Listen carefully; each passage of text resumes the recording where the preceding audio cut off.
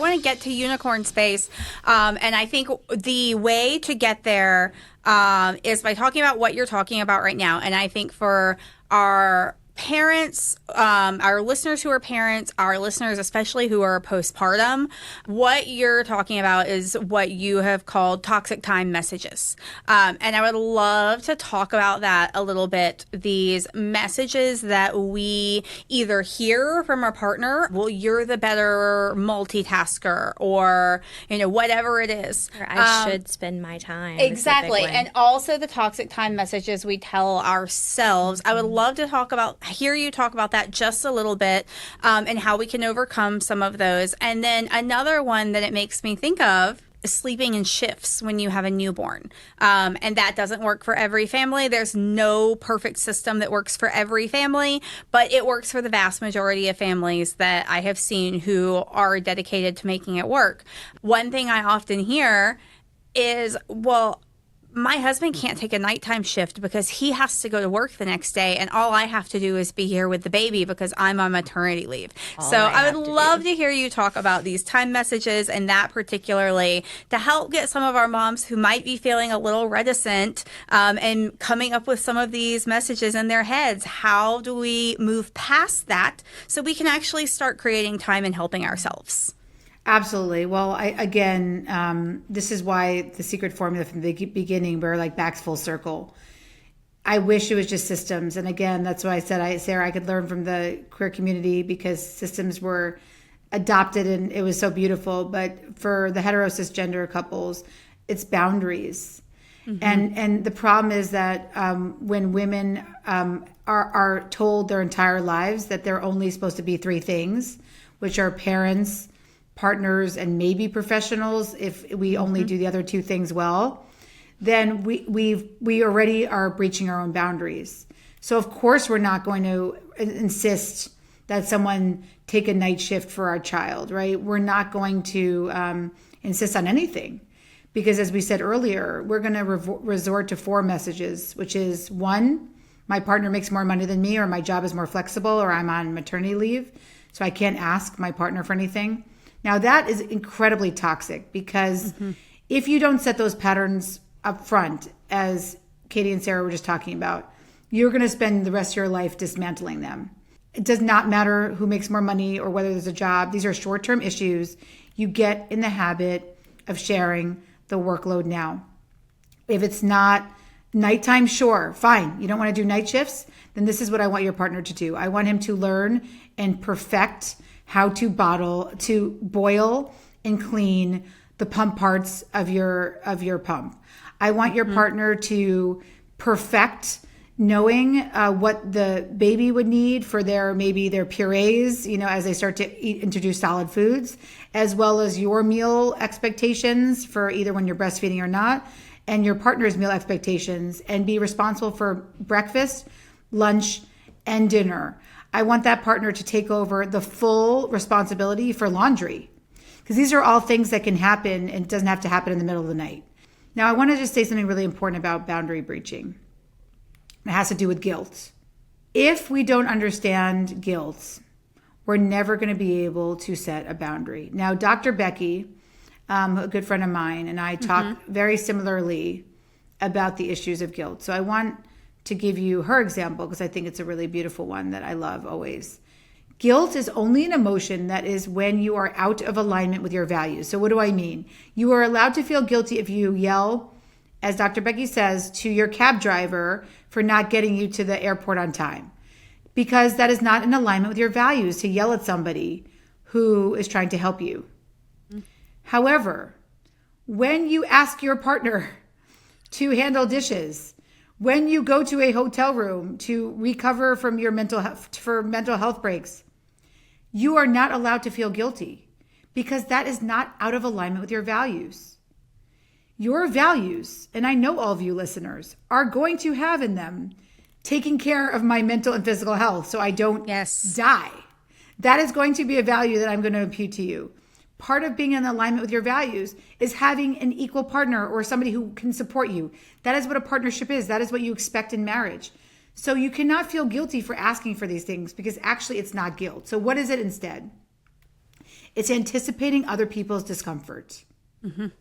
So the reason why we're not asking for that night, oh, I can never ask because my partner has to wake up in the morning, is because we are anticipating that when we ask that person, they are going to feel uncomfortable with that ask or roll their eyes or say, are you insane? Are you kidding? That is not guilt. That is us internalizing and breaking our boundaries. So like the tennis ball, you throw that shit over the net and you keep it there. But that is not guilt. We are to maintain a boundary. We have to get comfortable with other people being uncomfortable with us and uncomfortable with our asks and sticking firm in those. And I think that is one of the really, really important things I learned on this fair play journey that has changed my life. To understand the difference between guilt and other people's discomfort. This episode is sponsored exclusively by G8 by Snip Therapeutics, providing genetics-powered nutrition tailored for every stage of the fertility, pregnancy, and postpartum journeys. With G8, it's not just about a single product or service. It's about a journey toward optimal maternal and fetal health. From their insightful G8 test to their meticulously formulated prenatal vitamin, every step is a leap forward in maternal care. My own journey with G8 has been transformative, bringing a sense of control and peace in an often unpredictable time. They are changing the game in prenatal nutrition, and I'm proud to be part of the movement to provide personalized healthcare for every mother out there. Learn more at undefiningmotherhood.com/G8 and use code undefining10 for 10% off. These boundaries they're so hard to set because we worry about other people's discomfort.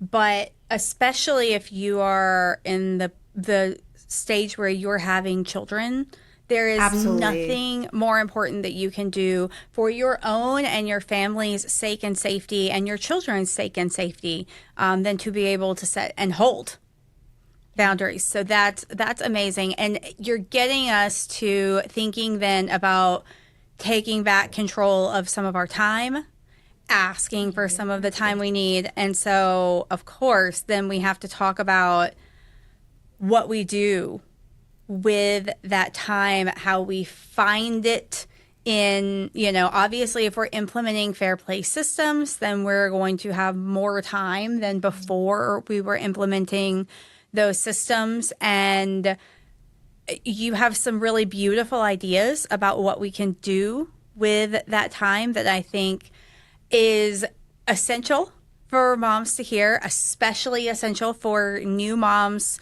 to hear, although it might sound unattainable. I think it's really, I'm not even going to go into it. I'm just going to let you tell us, like, when it comes to being versions of ourselves that actually feel like ourselves, when it comes to mental and physical health outcomes that you are seeing. Tell us what you're finding about that time and the importance in making it and what it can look like, because it's beautiful. Well, thank you. And it's very strange that I wrote a book about creativity as a follow-up to a book about systems in the home, but it actually came out of the data that we were finding where we were tracking women from 2012 to now. If they were women who decided to go back in the workforce and work for pay, and they also were holding and shouldering 2/3 or more of the fair play cards, we were able to follow up with those women a decade later. And unfortunately, what we're seeing, if those women haven't changed those dynamics, they are sick, physically sick, mentally sick. And what I mean by that, I mean insomnia disorders, SSRI use through the roof, autoimmune issues, thyroid stuff going on, cancer diagnoses. It was pretty dire out there. And so if we think we're going dark to go light, because there is as we said, the secret formula of boundary systems and communication. Yes. This book, Unicorn Space, this term is about boundaries. It's about finding that space that's like a unicorn, right? It's magical, but it doesn't fucking exist. But we're here to help you reclaim it, right? To make it real. And why it's so important is because, again, as the ghost of your Christmas future, I'm not going to allow you out there to get sick. And unfortunately, there's so many false narratives about what we need to be healthy, including, you know, the sleepy girl mocktail or whatever, you know, I don't know, you know, skincare, whatever, you know, Ozempic. But at the end of the day, really the only thing I can tell you in terms of like what an antidote to burnout can look like, it's not that walk around the block. It's not the, you know, going to get on a girls trip once a year. It's being consistently interested in your own life. Mm-hmm. That is it. And if you aren't, right, I get it. But we can't have a passion gap that lasts too long. We have to build that in before you have children and understand that this has to happen as a practice, even when life feels really overwhelming.